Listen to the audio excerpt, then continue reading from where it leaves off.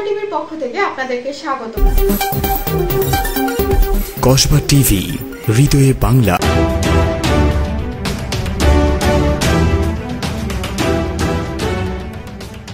শিরোনাম নিয়ে সাথে আছি আমি শারমিন আক্তার। ব্রাহ্মণবাড়িয়ায় পল্লী বিদ্যুৎ সমিতির অভিন্ন চাকরিবিধি প্রণয়ন এবং সকল চুক্তিভিত্তিক অনিয়মিত কর্মচারীদের চাকরি নিয়মিতকরণের দাবিতে মানববন্ধন অনুষ্ঠিত। ব্রাহ্মণবাড়িয়া প্রতিনিধি। এবারে জানিয়ে দিচ্ছি বিস্তারিত। কেন্দ্রীয় কর্মসূচির অংশ হিসেবে ব্রাহ্মণবাড়িয়ায় পল্লী বিদ্যুৎ সমিতির মানববন্ধন অনুষ্ঠিত হয়েছে।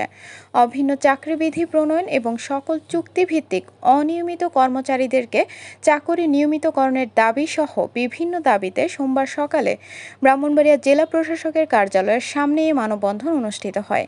এতে বক্তব্য রাখেন ব্রাহ্মণবাড়িয়া পল্লী বিদ্যুৎ সমিতির ডিজিএম প্রকৌশলী মোহাম্মদ আমজাদ হোসেন, ডিজিএম কারিগরি আবু সাইম, বিলিং সহকারী রিয়া পাল সহ প্রমুখ। এ সময় বক্তারা বলেন, বিগত সরকারের সময়ে বাংলাদেশ পল্লী বিদ্যুতায়ন বোর্ড কর্তৃক নিম্নমানের বৈদ্যুতিক মালামাল ক্রয় এবং সরবরাহ করায় গ্রাহক পর্যায়ে নিরবিচ্ছিন্ন বিদ্যুৎ সরবরাহ করা যাচ্ছে না।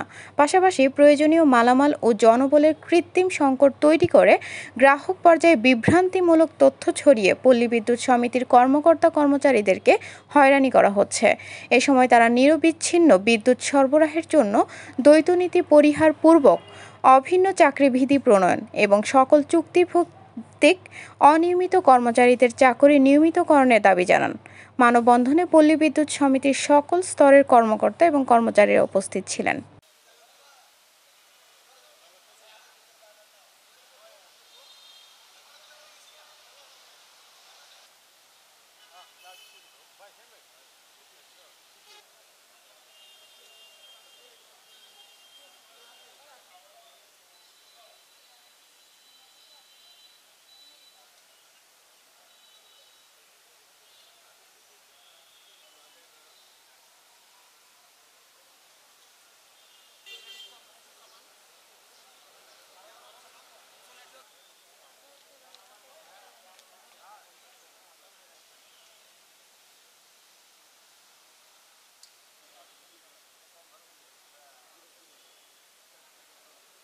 ভাই সুজা দাঁড়ান, একটু সুজা দাঁড়ান, সুজা দাঁড়ান।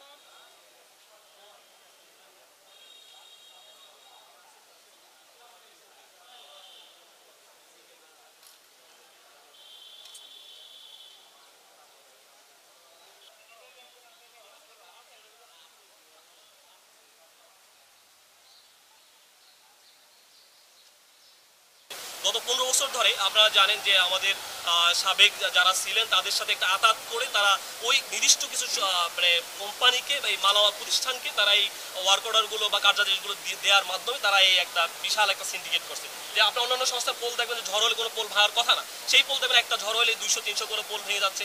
ইনসুলেটর কোনোদিন ক্র্যাক করার কথা, সেই ইনসুলেটর ক্র্যাক হচ্ছে।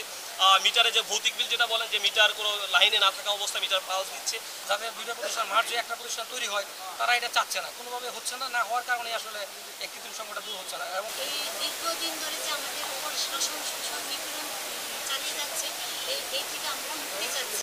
এতক্ষণ ধরে কসবা টিভির সাথে থাকার জন্য আপনাদেরকে ধন্যবাদ। কসবা টিভিকে লাইক, শেয়ার এবং সাবস্ক্রাইব করে পাশে থাকুন। আল্লাহ হাফেজ।